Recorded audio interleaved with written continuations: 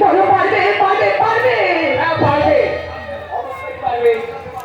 ওকে পারতেই হবে। দুই দরকার হয় জীবন রাখবে। আর মারা যায়। আচ্ছা না থালায় নিচ্ছি একটা করে। হ্যাঁ কখনো ডাইরেক্ট খেতে পার জন্য আর বছর পেলাম না। আমি আবিরের সাথে কিছুতেই চলনা করতে পারবো না। যদি কেউ নদীন আমি জিজ্ঞাসা করে আমি জানতে চাই।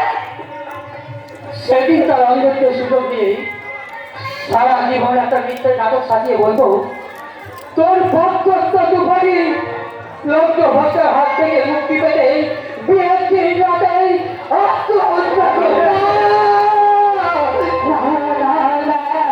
তোমাদের সাধারণ নাটকের নায়িকা হয়ে আমি সারাটা জীবন চোখের জল দিয়ে নিজের সাথে করে নিয়ে যেতে পারবো না। তার জন্য যদি প্রয়োজন হয় আমি সত্যি সত্যি আত্মহত্যা করবো।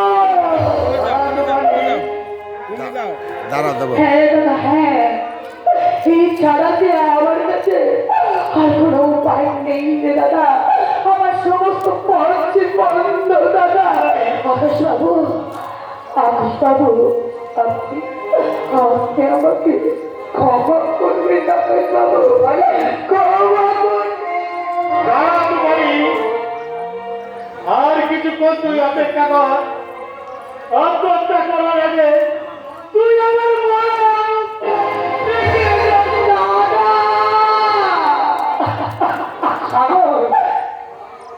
দাদা নয় শত্রু। শত্রু সাগর ক্ষতি চাই দাদা, দাদা সাগর তুমি শান্ত হও ভাই। এরপরেও কি শান্ত হওয়া যায়? সাগর ভাগ্যের বিড়ম্বনায় সব কিছু এলোমেলো হয়ে গেল। তার জন্য কি আমি জানি সাগরকে লক্ষ্যবর্ষার হাত থেকে বাঁচাতে নতুন পাত্র সন্তান আনাও কি আমার অপরাধ? দাদা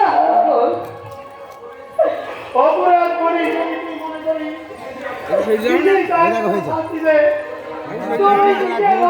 একটু একটু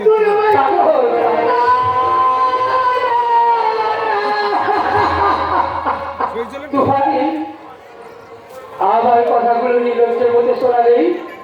আমি আমি তোমার বিশেষ ভাবে অনুরোধ করতে পারি ওই সাগরের কথা মতোই তুমি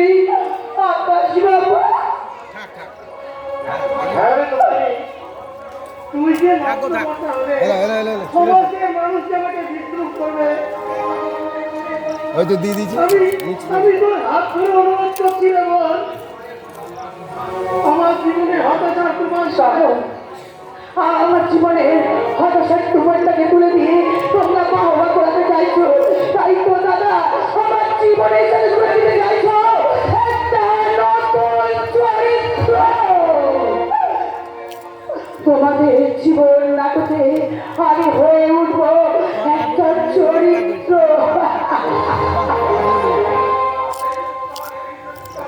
আর সেই চরিত্রই হবে তুই আমার কথা দেব আকাশ দেখে তুই থাক সাগর থাক।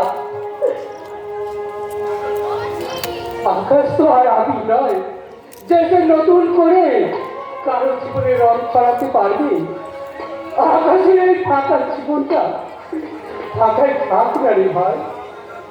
দাঁড়ান দাঁড়ান আকাশবাবু, দয়া করে আমাকে আমাকে আপনি লক্ষ্যবর্ষার হাত থেকে প্রত্যাহার করুন আকাশবাবু, প্রত্যাহার করুন।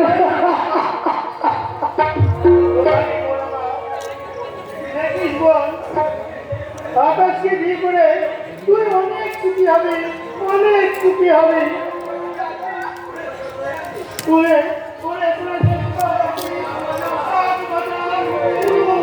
তোরা শাক বাজানা